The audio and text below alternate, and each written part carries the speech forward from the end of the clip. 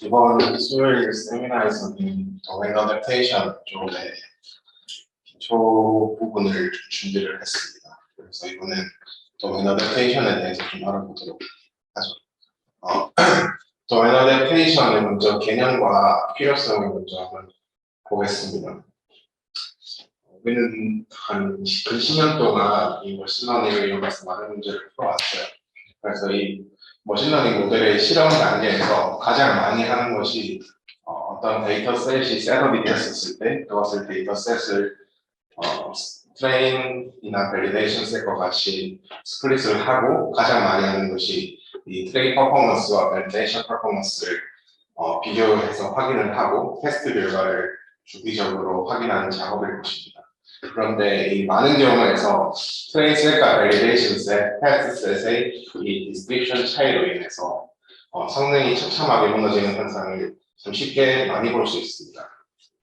그리고 또 여러 환경에서 트레인 셋과 유사하지만 다른 테스트 셋, 레이블이 없는 다른 테스트 셋에 대해서 문제를 풀어야 하는 경우를 참 많이 접하게 되는 것 같습니다.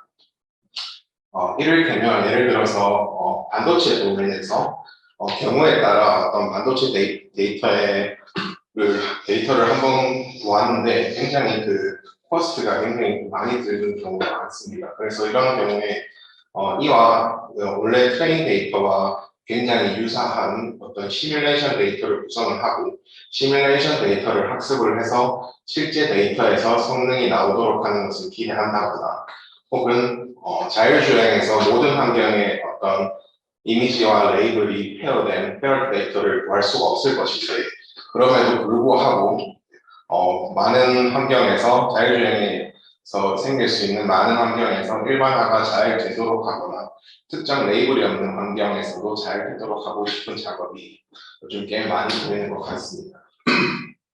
이런 부분을 도메인의 차이라고 이렇게 정의를 할 수도 있을 것인데 이런 부분에서 사실 조금의 도메인 차이, 도메인 시프트라고 불리는 이 도메인 차이로 인해 성능이 처참하게 무너지는 모습을 딥러닝 웨이트를 업데이트를 하고 학습하는 과정을 같이 생각을 해보았을 때 솔직히 조금 개인적으로 많이 크게 비판하고 싶은 여러 가지 부분들이 많은데 오늘은 이 부분은 좀 넘어가고요. 그래서 도메인 시프트를 한번 보도록 하죠.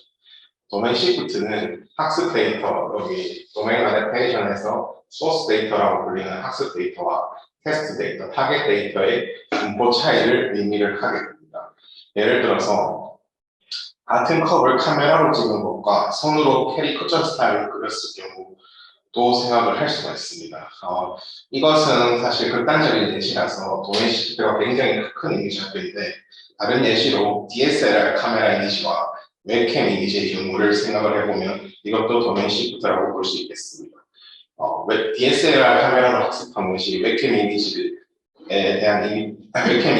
나온 이미지를 프레딕션 했었을 때 성능이 처참하게 무너지는 경우를 참 쉽게 볼 수 있을 거예요. 어쨌든 중요한 것은 이 도메인 시프트로 인해서 성능이 심각하게 무너지기 시작하고 이 도메인 시프트가 심각할수록 그 차이가 심할수록 성능의 하락 정도는 급격히 상승하게 된다는 것입니다.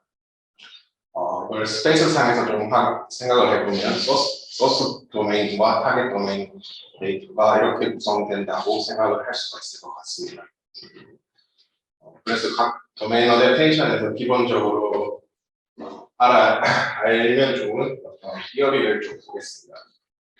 이제 소스 데이터는 DS라고 정의를 하고 이거는 X와 Y, 레이블과 인풋 X가 같이 있죠. 근데 타겟 데이터는 레이블이 없으니 DP로 정의하고 XP로만 정의를 하겠습니다. 그리고 어떤 클래시파이어를 C로 정의를 하고 그리고 이제 이 도메인 어댑테이션이야 DA 테스트는 타겟 도메인의 리스크를 최소화하는 것을 목표로 정의를 하고 이를 리스크 펑션을 쓴다면 아래처럼 쓸 수가 있겠습니다. 어떤 리스크 펑션, 타겟 데이터에 대한 리스크 펑션은 클래시파이어 C를 인자로 받고 이것은 클래시파이어 C에다 X를 넣었을 때 Y가 되지 않는 probability로 이 리스크 펑션을 정의를 할 수가 있겠습니다. 이것은 당연히 타겟 데이터에 대한 버너스 샘플링 했었을 때 의미를 하고 있고, 그래서 이 리스크 펑션을 최소화하는 것은 타겟 도메인에 레이블이 없다는 것을 감안을 한다면 타겟 도메인과 소스 도메인을 최대한 구별할 수 없도록 트레이닝을 하면 이 리스크를 낮출 수 있을 것 같습니다. 그런데 이런 어프로치가 어디서 좀 많이 본 것 같죠. 번외로 A와 B를 구분하기 힘들도록 구분하지 못하도록 학습을 한다라는 개념은 겐에서 많이 등장하는 개념인 것 같습니다. 그래서 이런 겐을 통해서도 여러 가지를 풀기도 하는데 이 부분은 나중에 좀 보도록 하고요. 결국 그래서 이 리스크 펑션의 개념을 조금 더 구체화하기 위해서 두 가지의 어떤 방정식을 좀 알면 좋은데, 하나는 H 다이버전스와 그리고 벤리 캐보닉스 디멘전, VC 디멘전입니다. H 다이버전스 문제를 보죠. H 다이버전스는 한글말로 정의를 하면 두 도메인이 얼마나 다른지를 수치화한 값입니다. 여기서 H는 클래시파이 CH 탑으로 이렇게 정의가 되어 있고요. 그리고 H 다이버전스는 이 클래시파이어가 만약에 바이너리 클래시파이어라고 가정을 한다면 R랑 같이 포뮬러를 적을 수가 있는데, 어떤 H 상에서 어떤 디스턴스 함수를 정의를 하고, 이 디스턴스 함수는 타겟 소스 데이터와 타겟 데이터의 어떤 디스턴스로 정의를 하게 됩니다. 그러면은 여기서 소스 도메인에서 나온 어떤 1 클래스가 1인 것에 대한 프로바빌리티와 타겟 데이터에서 클래스가 1인 프로바빌리티의 슈프리멈으로 정의를 할 수가 있겠네요. 이게 H 다이버전스의 기본 개념이고, 그 다음 VC 디멘전, 벤리 캐보닉스 디멘전, 이것은 H 다이버전스에서 H에 속하는 클래시파이 C가 조금 더 복잡한 모델인 고차 함수일수록 소스 도메인과 타겟 도메인을 잘 구분할 수 있을 것입니다. 그런데 이것은 일반적으로 복잡한 함수의 구조를 가지면 여러 가지 리스크를 같이 안고하게 되는 거죠. 오버피팅의 위험이라던가 일반화에 좋지 않다고 보통 알려져 있습니다. 그래서 여기서 이 VC 디멘전은 H가 얼마나 복잡한가에 대한 정보를 이 VC 디멘전에 알려주게 됩니다. 이 VC 디멘전은 어떤 클래시파이 C들의 집합 H가 정확히 나눌 수 있는 트레이닝 포인트의 개수로 생각할 수 있습니다. 그래서 수식은 아래와 같은데, 여기서 보시면 어떤 이 H 다이버전스의 값을 가지고 오게 되는데, 이 부분은 수식적으로 풀려면 많은 시간이 필요하니 우선적으로 좀 넘어가겠습니다. 그래서 그걸 정리를 하면 DA 테스트는 소스 도메인에서 클래시파이어와 같은 모델의 성능이 좋으면서도 소스 도메인과 타겟 도메인을 잘 구분하지 못하도록 하는 것이 기본 목적이라고 볼 수 있습니다. 즉, 이 H 다이버전스를 낮추는 것이 목적의 일부로 생각이 될 수가 있고, 이를 위해 사용되는 로스를 컴퓨저널 라이먼트 로스라고 합니다. 이런 목적을 기초로 해서 시작하는 논문이 이 Supervised Domain Adaptation by Backpropagation이라는 논문에서 백프로파게이션에서 사용되는 이 그레디언트를 리버스를 해서 사용함으로써 접근을 하게 됩니다. 이 논문을 한번 살펴보도록 하죠. Supervised Domain Adaptation by Backpropagation이라는 논문입니다.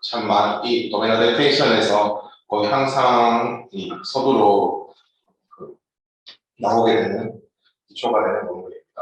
좀 오래된 논문인데 기본이 되는 것이니까 한번 좀 리뷰를 해볼게요. 먼저 초록부터 보면 필요한 부분만 제가 표시를 해뒀는데, 첫 번째 문장에서 보면은 특정 태스크에서 레이블이 없는 특정 태스크에서 도메인 레이블의 부재로 이 특정 태스크에서 레이블이 부재인 태스크에서 도메인 어댑테이션은 종종 매력적인 옵션을 제공을 하는데, 원래 레이블 데이터와 유사하지만 어떤 도메인이 다른 것을 사용할 수 있다는 점에서 이 합성 이미지와 같은 도메인이 다른 것을 사용할 수 있다는 점에서 도메인 어댑테이션은 종종 매력적인 옵션을 제공합니다. 그리고 여기서 이 부분에서 말하는 것은 타깃 도메인 데이터의 레이블이 없이 이런 부분을 완성할 수 있다는 것을 제공을 하고, 그리고 이 논문에서 제공하는 이 어프로치는 어떤 딥피처를 강화하게 되는데, 어떤 식으로 강화를 하게 되냐면 소스 도메인에서의 메인 러닝 테스트의 디스크리미네이티브 파워를 조금 더욱 잘 되게 이 딥피처를 강조하게 되고, 그리고 이 도메인 간의 시프트가 일어나는 상황에서도 인베리언트하게 나올 수 있도록 딥피처를 강조하게 됩니다. 그리고 이 부분은 어떤 몇 개의 스탠다드 레이어를 가진 확장된 피드포워드 모델을 사용을 함으로써 간단하게 달성을 할 수 있다고 하고, 그리고 간단한 어떤 new gradient reversal 레이어를 사용을 하는 이런 부분이 달성될 수 있다는 것을 보여주는 논문입니다. 메소드를 한번 먼저 그림을 한번 보면 한 개씩 보게 되면 초록색 부분은 먼저 피처 익스트랙터 레이어고, 파란색 부분은 메인 원래 클래시피케이션 안에 우리가 원하고 하는 0, 1, 2라던가 이런 것을 클래스를 분류하는 이 레이블 프리딕터입니다. 그리고 빨간색은 도메인이다 아니다, 0, 1 소스 도메인이냐 타겟 도메인이냐를 하는 이 바이너리 도메인 클래시파이어고, 이 검은색 부분, 이 부분은 이제 여기서 그레디언트 리버설 레이어라는 것이 등장을 하게 됩니다. 하나씩 좀 살펴보겠습니다. 그래서 초록색은 피처 익스트랙터 GF, 파란색은 Y를 예측하는 클래스 레이블 Y를 예측하는 GY, 빨간색은 도메인을 예측하는 GD, 그리고 그레디언트 리버설 레이어 이렇게 있는 것입니다. 그럼 이제 최종적으로 목적으로 가는 수식을 한번 살펴보죠. 먼저 여기 첫 번째 텀, 이 부분을 보시게 되면, 첫 번째 텀, 두 번째 텀을 보시게 되면, 첫 번째 텀에는 이 레이블 프리딕터를 위한 ly, 로스 y가 있습니다. 이 ly는 보면 gy의 함수값과 yi를 인자로 받게 되네요. 즉, gy가 yi가 되도록 하는 로스 펑션입니다. 그런데 이제 gy가 뭔지 한번 살펴보면, 또 gy는 gf의 함수값을 인풋으로 받게 되네요. 즉, 그래서 gf를 살펴보면 gf는 xi를 인풋으로 받아 어떤 딥피처를 만들게 되는 펑션입니다. 그래서 이 딥피처를 통해서 딥피처를 결국 gy에 넘겨줘서 어떤 레이블 프리딕션을 하게 되고, 이 레이블 프리딕션 한 것이 yi가 되도록 하는 어떤 로스 펑션을 볼 수가 있습니다. 즉, 이 첫 번째 텀은 클래스를 프리딕션하기 위한 로스 텀이라고 볼 수 있고요. 두 번째 텀, 이걸 한번 보게 되면, 두 번째 텀은 LD가 있는데, 이것은 도메인 클래시파이어를 위한 로스 펑션 LD입니다. 그래서 LD가 받는 인자를 보게 되면 GD와 YI를 받게 되는데, 즉 GD가 YI가 되도록 하는 로스 펑션입니다. 그래서 이 GD는 그리고 또 똑같이 GF를 받게 되는데, 이 GF는 XI를 인풋으로 받아 딥피처를 생성을 하는 함수입니다. 그래서 결국 이 GF의 값을 GD에 넘겨주어서 도메인 클래시피케이션을 만들게 되고, 이 도메인 클래시피케이션 한 것이 YI가 되도록 하게 됩니다. 즉, 두 번째 텀은 도메인 클래시파이어를 위한 로스입니다. 그런데 여기서 한번 보시면 여기 마이너스가 되어 있어요. 최종적으로 이걸 보게 되면 로스 펑션의 어떤 값에 대한 합으로 구성하는 것이 아닌 마이너스 람다가 붙어 있는 것을 볼 수가 있는데, 이것을 좀 해석하면 첫 번째 텀을 통해서 클래스 프레딕션은 잘 하게 되고, 두 번째 텀을 통해서 도메인은 구분하지 못하도록 하는 것을 목표로 이렇게 정의를 했다고 볼 수 있습니다. 근데 이것을 백프로파게이션 스텝에서 좀 다른 해석해 볼 수 있는데, 그래서 optimization with backpropagation 위에 이런 과정들을 backpropagation 단에서 한번 보도록 하죠.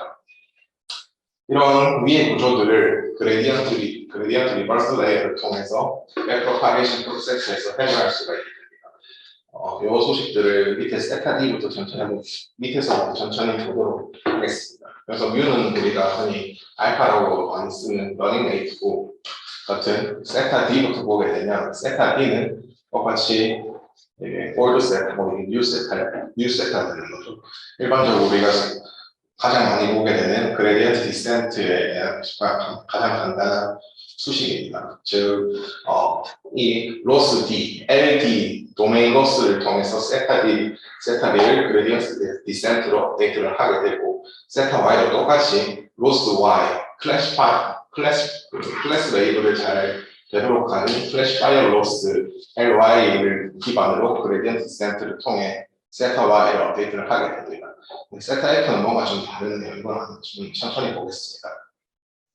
세타 F 소식, 요 소식을 그냥 전개를 해보면 이렇게 간단하게 전개가 되죠. 그리고 이걸 좀 살펴보면 왼쪽 요 텀을 보게 되면 요거는 기본적으로 가장 우리가 쉽게 볼 수 있는 이 로스 Y를 통해서 세타 F를 업데이트하는 그레디언트 디센트 텀을 볼 수가 있습니다. 그런데 이 오른쪽 텀 요걸 보게 되면 이 그레디언트에 대한 가중치인 람다를 제외하고 보게 되면 이것은 원래 그레디언트 디센트라는 보통 여기 그레디언트 디센트는 마이너스가 붙어있죠. 그런데 여기는 풀어보니까 플러스가 붙어있네요. 즉 그레디언트가 반대로 이렇게 되도록 만들어졌는데 이것은 반대로 되어 있으니까 이것이 즉 그레디언트 어센트입니다. 이는 그레디언트 디센트가 현재 지점에서 함수의 기울기나 혹은 어떤 근사 기울기에 음수에 비례하는 스텝을 취해서 해당 함수의 로컬 미니멈을 찾아가게 되는 것이 그레디언트 디센트라고 본다면, 그레디언트 어센트는 기울기에 이제 음수가 아니라 양수에 비례하는 스텝을 취해서 해당 함수의 로컬 맥시멈을 찾게 되는 것이 그레디언트 어센트죠. 그래서 다시 말해서 이 그레디언트 디센트는 어떤 오브젝티브 펑션을 최소화하는 것을 목적으로 하게 되고, 여기서 사용되는 오른쪽 텀의 그레디언트 어센트는 오브젝티브 펑션을 최대화하게 됩니다. 그래서 사실 큰 어떤 어려운 내용은 없는데 정리를 한번 해보면 클래스 프리딕터 GY의 세타 Y와 도메인 클래시파이어의 GD의 세타 D는 그레디언트 디센트로 일반적인 방식으로 업데이트가 되고 어떤 디피처를 만들어내게 되는 피처 익스트랙트 함수 이 GF의 세타 F는 그레디언트 디센트를 해서 클래스 프리딕터를 잘 제기하는 피처를 생성하도록 하면서 이와 더불어 그레디언트 어센트를 통해 어떤 도메인과 관련된 부분을 로컬 맥시멈을 보내게 되어서 도메인을 잘 구분하지 못하도록 하는 그런 피처가 생성되도록 유도하게 됩니다.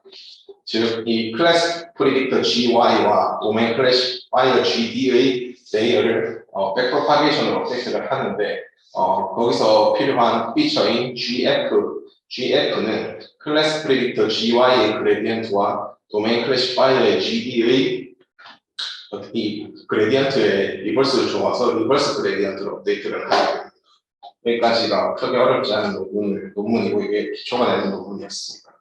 그리고 여기 추가적으로 최근에 나온 것이 제가 읽은 것만 2개 더 있는데 여기서 이런 도메인 어댑테이션에서 게임 방식을 착안한 이 adversarial discriminative domain adaptation이라는 논문과 ADPA 이 논문에서 사이클 게임 방식을 추가한 사이케이다라는 논문이 있는데 이걸 나중에 시간 되면 한번 리뷰를 해보겠습니다. 그리고 여기서 사이클 게임이라는 것이 사실 사이클 게임이라는 것이 참 유용하게 쓸 수가 있는데 예를 들어서 보통은 이미지 트랜스퍼라든가 스타일 트랜스퍼 같은 케이스에서는 일반적으로 X와 Y에 대한 페어드 데이터가 필요한데 이 사이클 게임 같은 경우는 슈퍼바이스를 통해서 예를 들어서 얼룩말 이미지를 쫙 주고 일반 말 이미지만 쫙 주면 이거를 페어시키지 않아도 알아서 잘 학습이 되는 사이클 게임이 있는데 오늘 제가 재미삼아 한번 해본 게 있는데 어떻게 되는지 한번 보겠습니다.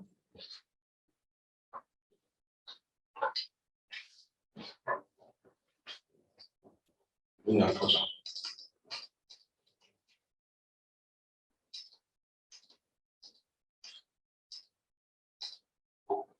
이게 일반 말과 얼룩말을 페어시켜서 이렇게 이미지를 쫙 지어주지 않고 그냥 막무가내로 던져줌에도 불구하고 컴퓨터가 보면은 이 얼룩말로 참 신기하게 잘 재미난 재미나고 유용하게 쓸 수 있는 사이클 개념인 것 같습니다. 오늘 준비는 여기까지 있습니다. 질문 해주시죠. 토론 및 질문.